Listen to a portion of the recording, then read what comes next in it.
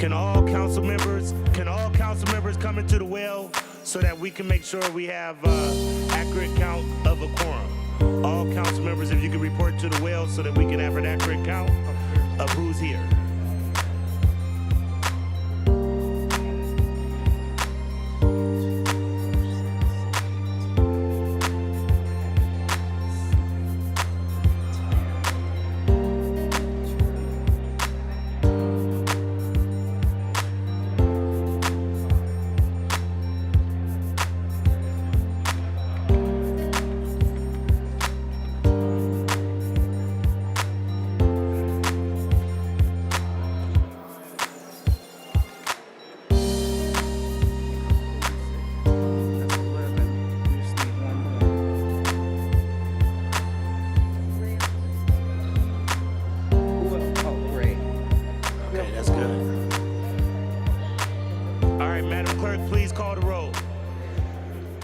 Griffin.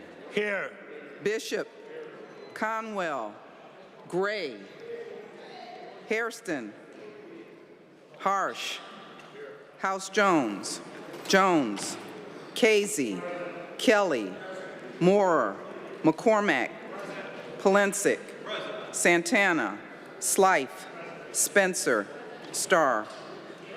You have a quorum, Mr. President. All right. I guess I should hit the gavel. All right. Would everyone please rise for a moment of silence, followed by the Pledge of Allegiance? Yes. Thank you. I pledge allegiance to the flag of the United States of America and to the republic for which it stands, one nation, under God, indivisible, with liberty and justice for all. I make the following statement. This meeting of Cleveland City Council is a lawful meeting under Section 605.04 of the Codified Ordinances. No person with purpose to prevent or disrupt the lawful meeting shall do any act which obstructs or interferes with the due conduct of such meeting. Members of the public are invited to speak only under the rules set by this council. Disruptions, including but not limited to speaking out of turn and making loud noises and loud utterances, are in violation of the rules and interfere with the due conduct of this lawful meeting.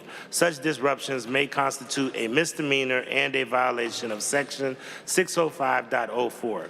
Anyone who disrupts this lawful meeting in violation of the codified ordinances commits misdemeanors and is subject to prosecution. The following is the first and only warning. If this meeting is disrupted, I will gavel a halt to the proceedings and direct the assembled officers to escort any person participating in the disruption out of the chamber. Once persons participating in the disruptions are outside of the chambers, the officers will close the doors, and the disruptors will be handled as directed by the Director of Public Safety. The council proceedings will not begin again until those that participated in the disruption have left the chamber and the chamber doors are closed. Disruptors will not be allowed back in the chamber after the meeting resumes. Again, this is the first and only warning. Madam Clerk, please dispense with the journal. By Councilmember McCormack, that the reading of the minutes of the last meeting be dispensed with, the journal approved. Seconded by Councilmember Starr. We'll now move to public comment. Please turn around and acknowledge our speakers, and I would also ask the speakers to acknowledge your time. When you see the yellow light, that means to wrap it up. When you see the red light, that means that your time is up. First, we have Reverend Pamela Pinckney from Cleveland. Topic is assistance. Ms. Pinckney is representing the NBN network and not being paid by anyone. Reverend Pinckney, you have the floor. Good evening, everyone. Good evening, everyone. Good evening. I'm Reverend Pamela M. Pinckney. I'm an apostolate. I'm doing something new. My phone number is 216-548-0820. I came this evening to ask you all, I read because I know the more you read, the more you succeed, and I want people to see that reading is essential, not because I don't know what I'm going to say to you. I came to ask you, Council President, City Council, and Mayor Bibb, if you all would assist me in my dream and my endeavors. I would like for you to help me fulfill my vision of hope for the people. in these times. They're crucial times, but they're not defeated times. I am presently being denied equal protection under the law because of my faith here in Cleveland, Ohio, Cuyahoga County, and other jurisdictions by law enforcement, the court system, social service agencies, and we need to change that to make it better for others here in the United States of America. My rights are currently violated, and my voice has been being silenced because I am a multiracial, heterosexual, Christian female preacher. We need to change that. I'm not here to beat up on anybody. You know, that's not what I do. That's not my style. But I would love if you all could help me fulfill the vision of hope back into our country and into our city. Today, I experienced a challenge, and we can go further if you so desire. I'm at 216-548-0820. Thank you for your time, and thank you for loving me when I come down here. I appreciate it. Thank you. Okay, next we have Basma Hamid from Rocky River, and Basma Hamid is here to talk about investing tax money in Cleveland's children. Basma is not representing anyone and not being paid by anyone. Basma, you have the floor. Hello, good evening, everybody. Assalamu alaikum, may peace be upon you. I'm here by kindly asking all authorities to amnesty all detained persons during the student protest at all universities in the country and around the world, and release them to practice their free speech rights amendment. Also, I'm adding my voice to all voices of conscience across the country and all over the world to divestment from investing in Israeli bonds. They are downgrading in rating. The funds are used to commit war crimes in Gaza and Palestine. Not in my name, these tax dollars are used to fuel the machinery death that has been killing hundreds of children and civilians every day for the past 75 years. Prioritize investment here in the community and put my tax dollars to work in Cleveland. Our children and youth are attending broken school system. No daycare is available to middle class. It is too expensive, and college education is not affordable either. Our youth on the streets, vulnerable to all types of dangers and crimes. They need trade programs that align with today's market demands and standards. Our communities are in need of strengthening the school system by creating tutoring programs for children. Therefore, my tax dollars should and must be put to work here to improve the broken school system. Our children need to receive good education, to provide before and after school care, safe passage to and from school. Free Palestine, from the river to the sea, Palestine will be free. Thank you. Next, we have Fauzi Badur from Ward 11 here to talk about Kelle Community Park, not representing anyone, not being paid by anyone. Good evening. This is Fauzi Badur. I will start where I couldn't finish 2 weeks ago. In May of 1981, we moved to this house on 9823 Marietta Avenue, right in the eyesight of Kelle Park. It's about 500 feet from Kelle Park. Behind that house, there's a street called Kelle Avenue. I have an orchard and a garden on it. 3 houses down, and the width of West 100, Frank Kelle first house, still exists, still sitting right there. So I mentioned this just to give you an idea what our community think of the Kelle name and the Kelle legacy and what he left to us. I raised 3 kids with my ex-wife. They ate at the house, they slept at the house, but they grew up at Kelle Park. Alongside thousands of kids from the community, we have people in their 60s and 70s still living in the houses where they born, and they still see Kelle as their community park. They still go walk their dogs. It's an open park. Any park, I probably went to every park in the city. You go to the parks only if you go into the park. Unlike Kelle, you go to Kelle because you're going somewhere else, or you go into Kelle.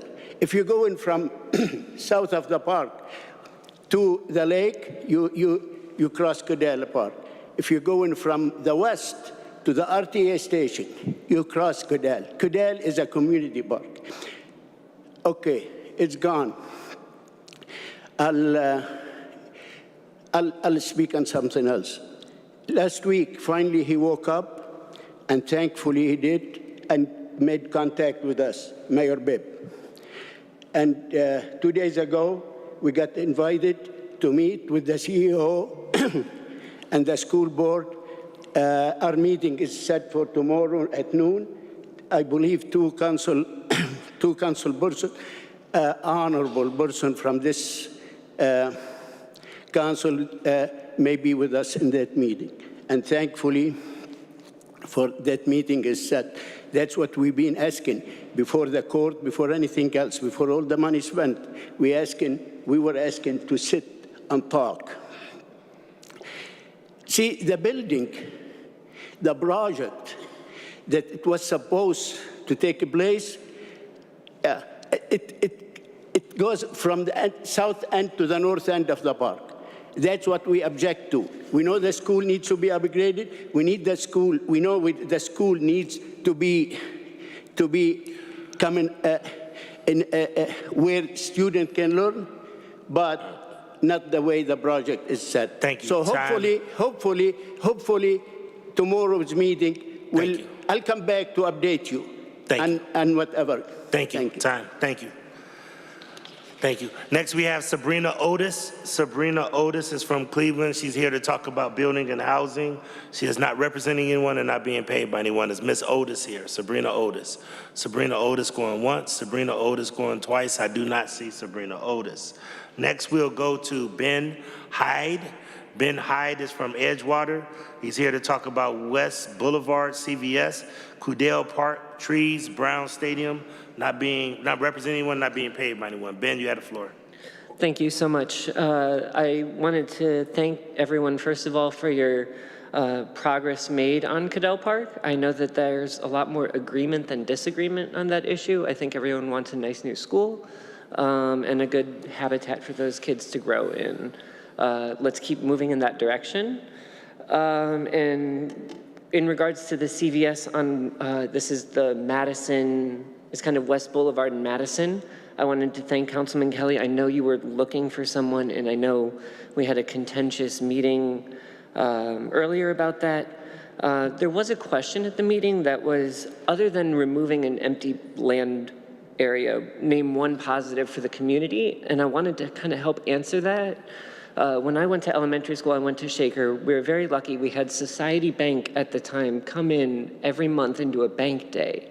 And they would teach us how to save and all that, give you a little bag of shredded money and you took it home. That might be a good way to kind of bridge between this school, whatever's happening with the school, and this bank, which is kind of supposed to move in. I don't know if the council can do something regarding that, but there is a positive to having financial kind of institutions in the neighborhood. So I kind of thought that might be an actual positive that we could say is coming out of this. And also, I really think that if we added a unique architectural canopy, something that really draws people in, that might kind of make up for the fact that it is a gas station. Again, I understand that, you know, you're talking about budgets here, but maybe kind of demanding some better design in that canopy might make people more welcome to bringing it into the neighborhood. Lastly, for the Brown Stadium, today was beautiful. If we rebuild the stadium on the same site, nothing will happen there on a beautiful day like today. I think we should consider strongly keeping Jimmy and Dee in Cleveland, but their investment in Cleveland, not necessarily the stadium downtown. We've been hoodwinked decade after decade when it comes to these stadiums. And for this beautiful building to be empty the majority of the time, I understand that everyone has a lot of feelings about that stadium, about the Browns, but you could easily be remembered as the administration that brought us a Super Bowl. Nobody would care if it's in Berea. If it came to Cleveland, we wouldn't care. You could also free up the wealthiest neighborhood in Cleveland. I mean, that is tax revenue waiting to happen.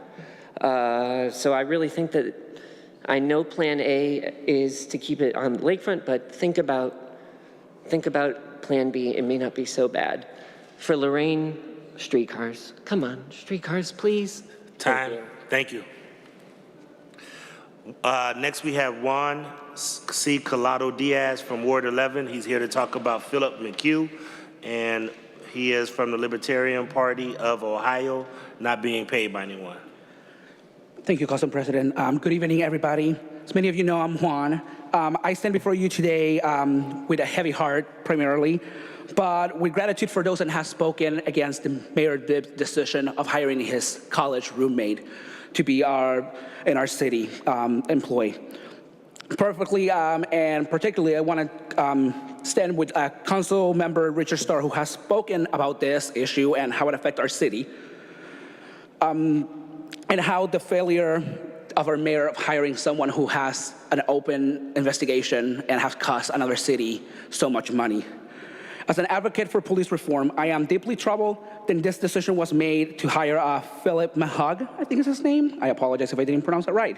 Despite being aware of his troubling history that resulted in a lawsuit and a settlement in the District of Columbia. The lack of effectiveness in policing black and brown communities is not only concerning, but also unacceptable. And it comes really bad seeing that our city is one of the most diverse in this country. This is not an isolated incident, as Mayor Bibb repeatedly demonstrates disregard for transparency in our city and accountability. When Bibb was elected in his mayoral website, he published several city jobs that he was newly seeking to fill. 3 of the jobs were newly created in his mind and not salary ordinance by this council body, which is required by Ohio laws. Despite pretending to make progress and making this process open to the public, 2 of the 3 candidates for these jobs were people that were part of his campaign directly.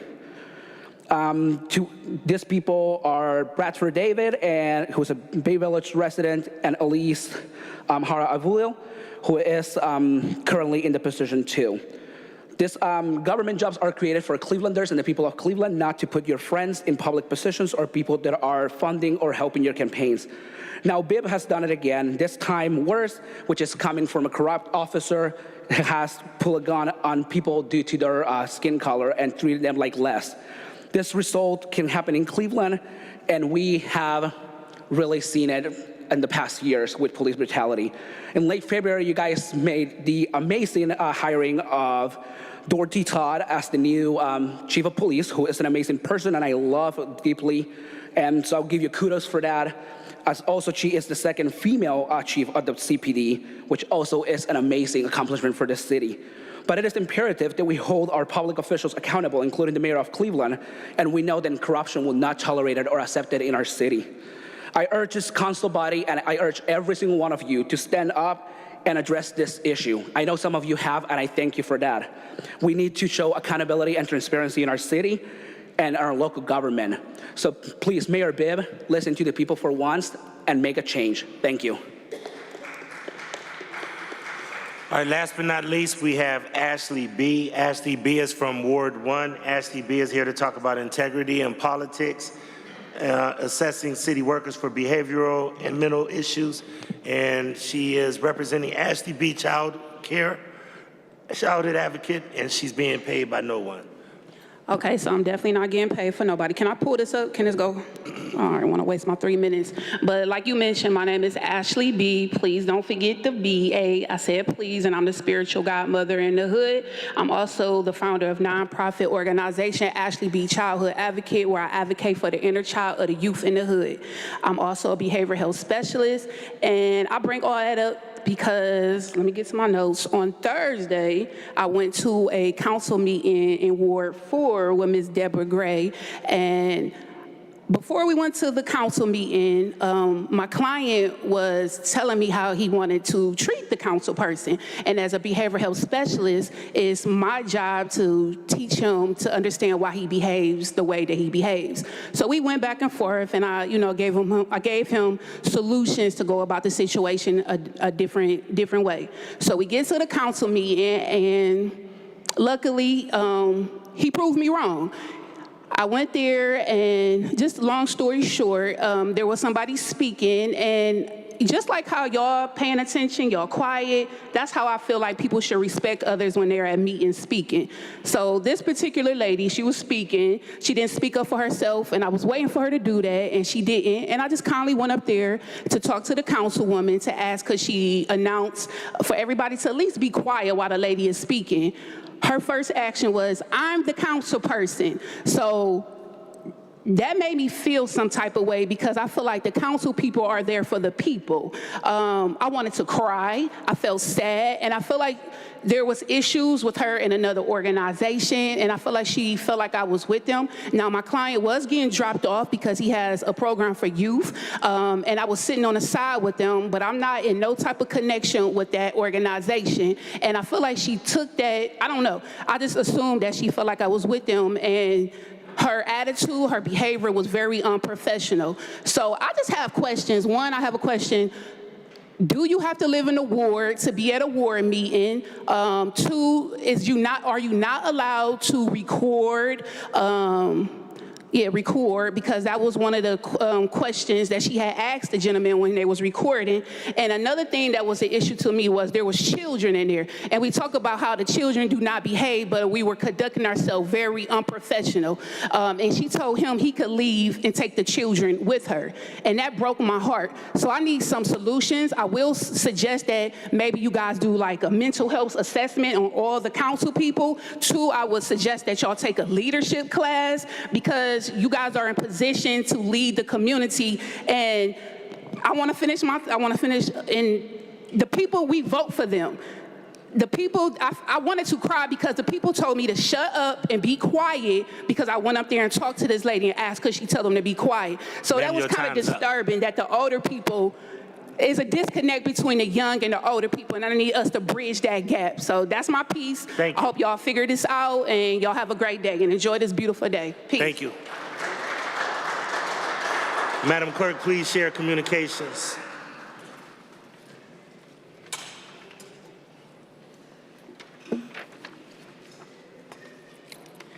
From the Ohio Division of Liquor Control, file number 489-2024, regarding an economic development transfer application at 1050 East 9th Street, Ward 3.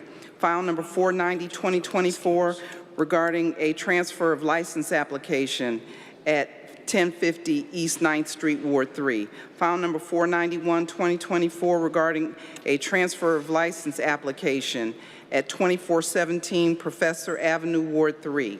File number 492-2024, regarding a transfer of ownership application at 5417 Chester Avenue, Ward 7. File number 493-2024, regarding a transfer of ownership application at 3400 St. Clair Avenue, Ward 7. File number 494-2024, regarding a new license application at 532 East 185th Street, Ward 8. File number 495-2024, regarding a transfer of ownership application at 6206 Broadway Avenue, Ward 12. File number 496-2024, regarding a new license application at 3314 Broadview Road, Ward 12. File number 497-2024, regarding a transfer of ownership application at 2234-36 West 103rd Street, Ward 15. File number 498-2024, regarding a new license application at 14440 Puritas Avenue, Ward 16. Are there any appointments? File number 500, 2024, from Council President Blaine A. Griffin, recommending the appointment of Councilman Danny Kelle to the Fair Employment Wage Board. Without objection, the appointment is approved. File number 501, 2024, from Mayor's Appointment Committee of Cleveland City Council, recommending the appointment of Camilo Villa to Fair Employment Wage Board. Without objection, the appointment is approved. File number 502, 2024, from the Mayor's Appointment Committee of Cleveland City Council, recommending the appointment of Bishop Eugene W. Ward, Jr. to the Fair Employment Wage Board. Without objection, the appointment is approved. File number 503, 2024, from the Mayor's Appointment Committee of Cleveland City Council, recommending the appointment of Kate Warren to the Fair Employment Wage Board. Without objection, the appointment is approved. Are there any condolence resolutions? Resolutions of condolence by Councilmember Griffin for Clark Nelson, by Councilmember Jones for Eric Cantrell Johnson, by Councilmember McCormack for Alan Barker Wilhelm Jr., by Councilmember Starr for Mansfield Frazier. I'm sorry, that was it. Okay. Any other condolence resolutions? I do have one for Matilda Norfleet Hawkins, nickname Bay, B-A-E. Matilda Norfleet Hawkins. If you need the correct spelling, I can get it to you. So noted. Councilman Richard Starr. Council, can you hold out a number for Burles Burl Gray, B-E-R-L-I-S Gray? Uncle Burl passed away. Thank you. So noted. Councilman Brian Casey.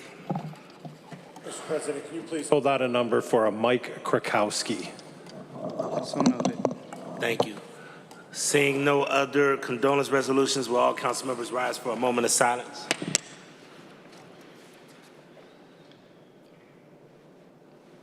Thank you. Are there any congratulatory resolutions? Resolutions of congratulations by Councilmember Griffin for Albert V. Scott, by Councilmember Polensek for New Life Missionary Baptist Church, by Councilmember Griffin for Michael S. Bruner, by Councilmember Kelle for Joe Pakinakis. Resolutions of recognition by Councilmember Griffin for American Public Works Association National Public Works Week, by Councilmember Griffin for National Drinking Water Week. Madam Clerk, can we rewind? I did forget one other. I know Councilman Conwell is not here, but I'd be remiss if we did not recognize Dorothy Adams, longtime Glenville leader and representative, Ms. Dorothy Adams. Is that condolence? Condolence. So noted. Thank you. Please proceed. Pick up where we left off.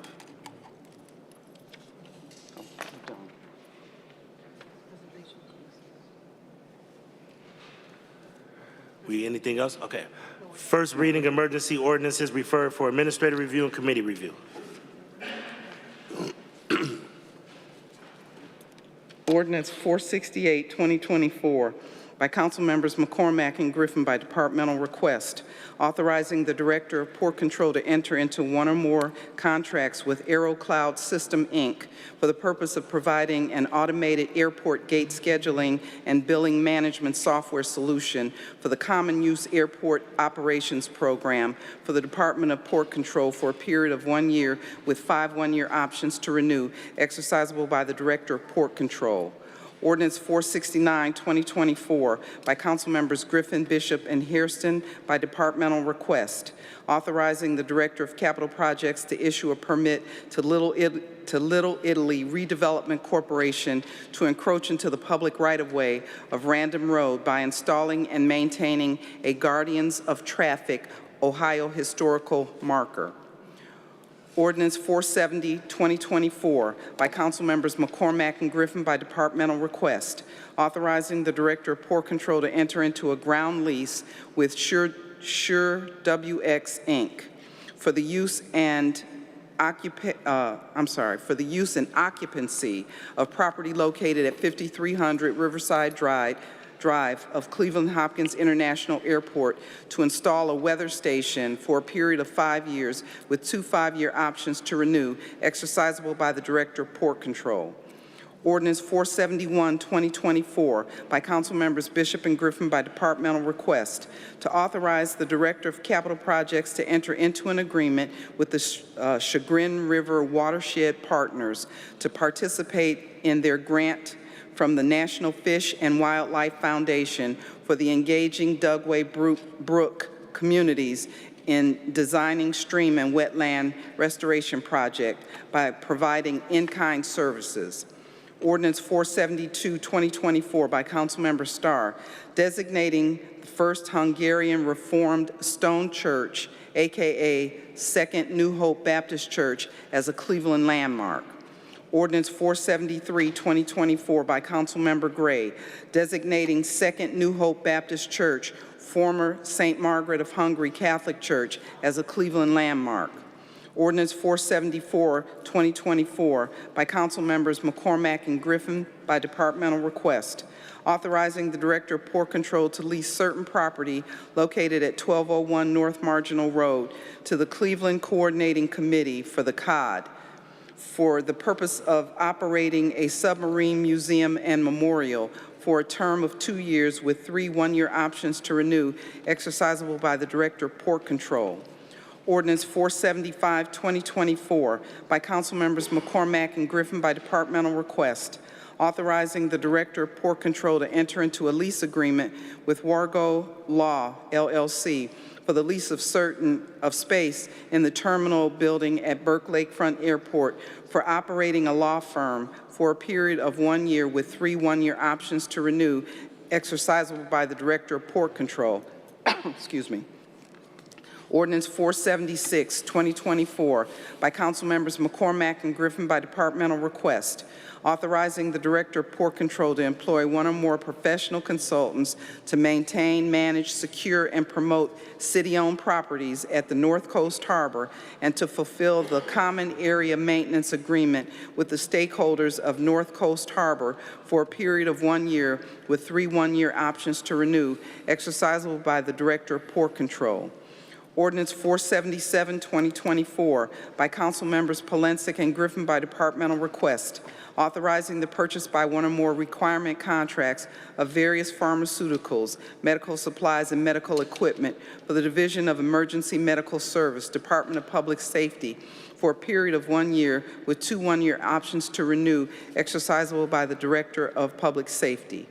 Ordinance 479, 2024, by Council Members Casey and Griffin by departmental request, authorizing the Director of Public Utilities to employ 1 or more professional consultants to provide website hosting services, upgrades, and/or enhancements as needed, including maintenance for a period of 3 years with 2 one-year options to renew, exercisable by the Director of Public Utilities.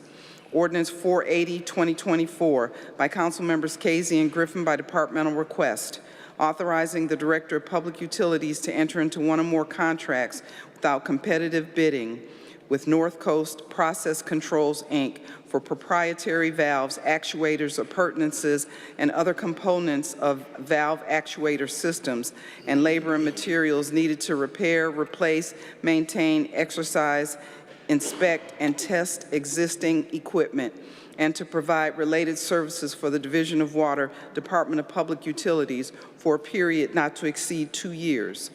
Ordinance 481, 2024, by Council Members Casey and Griffin by departmental request, authorizing the purchase by 1 or more requirement contracts, various types of machines, equipment, and repair parts for the Divisions of Water, Cleveland Public Power, and Water Pollution Control of the Department of Public Utilities for a period of 2 years. Ordinance 482, 2024, by Council Members McCormack, Hairston, and Griffin by departmental request, authorizing the mayor and commissioner of purchases and supplies to acquire and reconvey properties presently owned by Cleveland LD LLC or its affiliates and designees for the purpose of entering the chain of title prior to the adoption of tax increment financing legislation authorized under Section 5709.41 of the revised code. Thank you. First reading emergency ordinances to be passed. Ordinance 478, 2024, by Councilmember Griffin by departmental request to amend Section 40 of Ordinance 194, 2021, as amended by various ordinances relating to salaries for various classifications. Ordinance 484, 2024, by Councilmember Griffin, authorizing the Director of the Department of Public Works to enter into an agreement with Union Miles Development Corporation for community cleanup project through the use of Ward 6 casino revenue funds. Ordinance 485, 2024, by Councilmember Jones, authorizing the Director of Department of Public Works to enter into agreement with John F. Kennedy High School Alumni Association for the HBCU Tour Recruitment Project through the use of Ward 1 casino revenue funds. Ordinance 486, 2024, by Councilmember Jones, authorizing the Director of Department of Aging to enter into agreement with Famicos Foundation for senior grass cutting program through the use of Ward 1 discretionary funds. Ordinance 487, 2024, by Councilmember Bishop, authorizing the Director of Department of Aging to enter into agreement with Union Miles Development Corporation for senior grass cutting program through the use of Ward 2 casino revenue funds. Ordinance 488, 2024, by Councilmember Slife, authorizing the Director of Department of Public Works to enter into agreement with West United CLE for the Gators Youth Football Program at Gunning Recreation Center through the use of Ward 17 casino revenue funds. Thank you. Read the motion to suspend the rules. By Councilmember McCormack, that the rules be suspended and the legislation just read be placed on final passage, seconded by Councilmember Starr. Call the roll. Griffin, Bishop, Conwell, Gray, Hairston, Harsh, House Jones, Jones, Casey, Kelle, Moore, McCormack, Polensek, Santana, Slife, Spencer, Starr. 13 yeas. Call the roll on passage. Griffin, Bishop, Conwell, Gray, Hairston, Harsh, House Jones, Jones, Casey, Kelle, Moore, McCormack, Polensek, Santana, Slife, Spencer, Starr. 13 yeas. Thank you. First reading emergency resolutions referred for administrative review and committee review. Resolution 483, 2024, by Councilmembers McCormack, Hairston, and Griffin, by departmental request, providing for the reassessment of the cost of services of the Ohio City Cleveland Business Improvement District to correct an error in the affected parcel numbers and declaring an emergency. Thank you. First reading emergency resolution to be adopted. Resolution 505, 2024, by Councilmember Casey, withdrawing objection to the renewal of a C2C2X liquor permit at 12945 Lorraine Avenue and repealing Resolution 868, 2023, objecting to said renewal. Read the motion to suspend the rules. By Councilmember McCormack, that the rules be suspended and the legislation just read be placed on final passage, seconded by Councilmember Starr. Call the roll. Griffin, Bishop, Conwell, Gray, Hairston, Harsh, House Jones, Jones, Casey, Kelle, Moore, McCormack, Polensek, Santana, Slife, Spencer, Starr. 13 yeas. Call the roll on adoption. Griffin, Bishop, Conwell, Gray, Hairston, Harsh, House Jones, Jones, Casey, Kelle, Moore, McCormack, Polensek, Santana, Slife, Spencer, Starr. 13 yeas. Second reading emergency ordinances to be passed. Ordinance 368, 2024, by Council Members Hairston and Griffin by departmental request, authorizing the Director of Community Development to administer the Community Engagement Healthy Home Initiative, to enter into one or more contracts with various community development corporations for the purpose of hiring community engagement specialists by neighborhood to improve the quality of life for residents and the city's housing stock, to enter into professional services contracts for acquisition of software and training to conduct the initiative, and to make purchases of materials, equipment, supplies, and services needed to conduct the initiative. Ordinance 440, 2024, by Councilmember Griffin by departmental request, authorizing the Director of Finance to employ one or more consultants, computer software developers, or vendors or or one or more firms of consultants, computer software developers, or vendors necessary to implement various technology projects, services, and upgrades to existing systems under the 2024 ITS Capital Project Plan, other related professional services to implement the plan, and to enter into various contracts to implement this ordinance. Read the motion to suspend the rules. By Councilmember McCormack, that the rules be suspended and the legislation just read be placed on final passage. Seconded by Councilmember Starr. Call the roll. Griffin, Bishop, Conwell, Gray, Hairston, Harsh, House, Jones, Casey, Kelle, Moore, McCormack, Polensek, Santana, Slife, Spencer, Starr. 13 yeas. Call the roll on passage. Griffin, Bishop, Conwell, Gray, Hairston, Harsh, House, Jones, Casey, Kelle, Moore, McCormack, Polensek, Santana, Slife, Spencer, Starr. 13 yeas. Thank you. We'll move to introductions, and the first introduction that I would like to make, if the members of SCIU Local 1 would stand up. I know we have a new Fair Employment Wage Board, Camelia Vija, and we also have a couple of members, which is Automaiz Mitchell and Cameron Mays, if we can get them a round of applause. Thank you guys for all the work that you do. Councilman McCormick. Thank you, Mr. President. I rise today, and I'm sure my colleague will introduce her delegate here, but Zin, if you could please stand up. I want to recognize Zin Min Thu, who is a consultant for the National Democratic Institute. I'm reading your bio so I don't mess it up.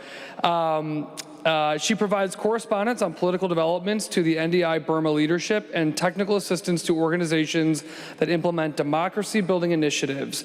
Zin is interested in the collaboration of federal, state, and local governments related to policy making. She is focused on advocating for democracy in Myanmar and wants to learn about the power-sharing differences by all levels of government in the U.S. She's with us for 3 weeks here in Cleveland, almost 4, from Myanmar through the Young Southeast Asian Leadership Initiative, and we are so excited to have her in our office. Welcome. And I got a chance to spend some time with Zin today, and she jumped right in. We were about to put her on the payroll and hire her because she jumped right in, a lot of energy, so welcome, appreciate it.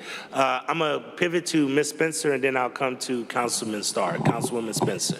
Thank you, Council President. Following that, I'd like to ask Nilophone Chankachak to rise.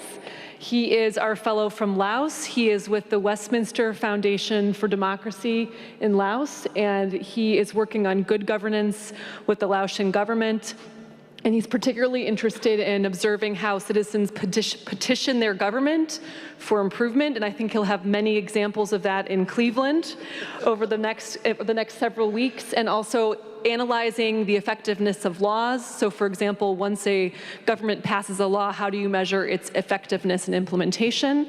And it's just been such a pleasure having you here for your first day with Cleveland City Council, and looking forward to the next several weeks. And we'd love, I think I can speak for you, Councilman, we'd love for our fellows to meet with members of the mayor's administration as well, and with the mayor.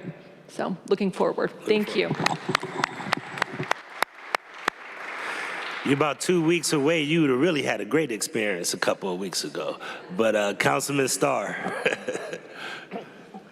Thank you. I would like to introduce Ward 5's own Mr. Larry Wanzo, who grew up and raised me in the recreation division. I found out Wanzo's age. I'm not going to say it out loud. Mr. Wanzo been doing it for over 45 years in the community, as well as Ms. Pam Brown. Ward 5 is in the building, as well as Angela Davis. I told her, don't put me in another text thread. I'll block her if she do it. But thank y'all. Good people doing great work in the community. Welcome. I'm glad all of y'all are able to be here. Okay, any other announcements? Any other? Oh, I'm sorry.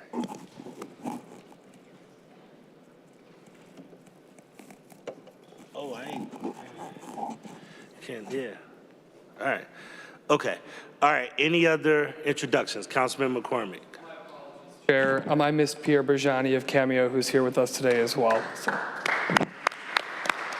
All right. Any other announcements? Any other announcements? Any other announcements? Any other introductions?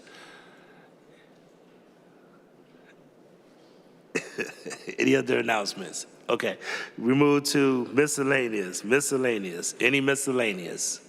Councilman Richard Starr. Thank you, Council President, as well as my colleagues. I know it's getting ready for the weather to break and we get into the summer season. I just want to share something that's been on my heart. We know that we got some big important elections, statewide elections in November. And as members of council and as leaders, one of the things that we talk about is Cleveland voter turnout is relatively low.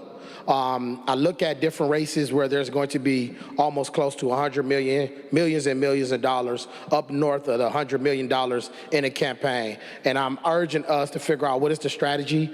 Everybody wants to come to our community when it's time to get elected, but then they don't want to put the resources to make sure we put the boots on the ground. Now, I'm going to be honest and be firm. If you want to see us getting out there, or you want to see me get out there and help on other people's campaigns, well, they need to put the resources up to make sure that people are getting jobs. And not for them to just be door knockers, but people in our community are organizers, leaders, in different avenues. And I think we need to take a stance to say, since we are the largest city in Cuyahoga County, it's going to take a collaborative effort, and we're not just getting our people to say, go walk for free when they spend $100 million elsewhere to try to get the voter turnout. Do not come to us last, come to us first, and we need to stick together on this. So all these calls about coming to our community meetings, all this stuff that they want to see for free, if they're not going to spend that money that they're going to fundraise to get out the vote initiative early in our community, well, I'm telling you right now, I will not be walking. All right. Councilman Joseph Jones, Ward 1.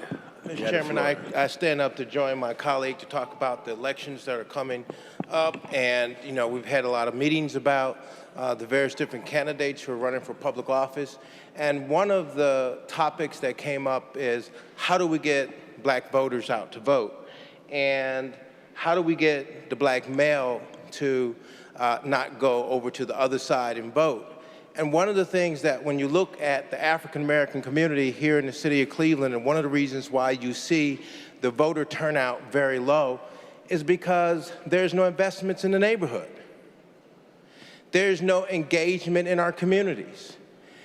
Richard Starr talked about the resources coming into our neighborhood. The Democratic Party has a responsibility, not only local, but also on the state level, on the national level, to bring resources to help Clevelanders organize to get out that vote. But at the same time, they need to talk about what they're doing for our people in our community. People leave a party because they feel that that party is not invested into them, not invested into the neighborhood.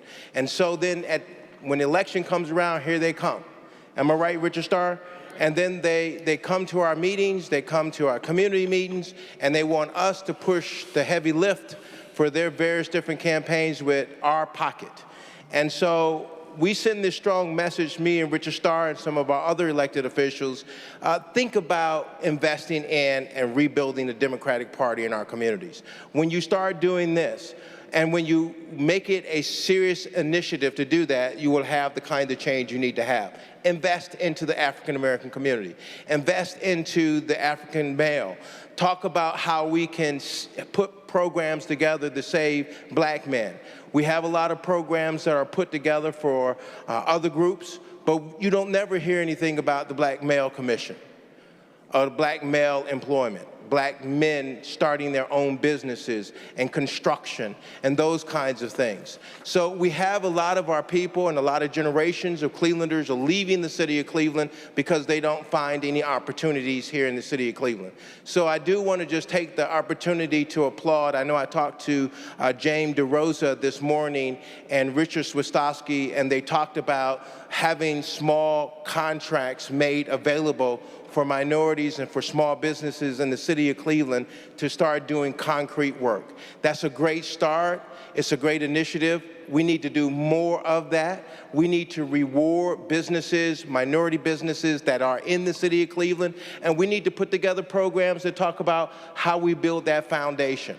How do we build a sense of economy in our neighborhoods? When we start doing this, then we'll have that opportunity. Many of you have heard me say this, Mr. President, the financial institutions bringing the money back into our neighborhoods and our communities. We need corporate America to get engaged, to get involved in addition to all this. And then lastly, I'll plug our great President, Joe Biden.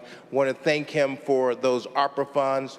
I know a lot of Clevelanders haven't had an opportunity to feel that on the ground yet, but it's coming soon.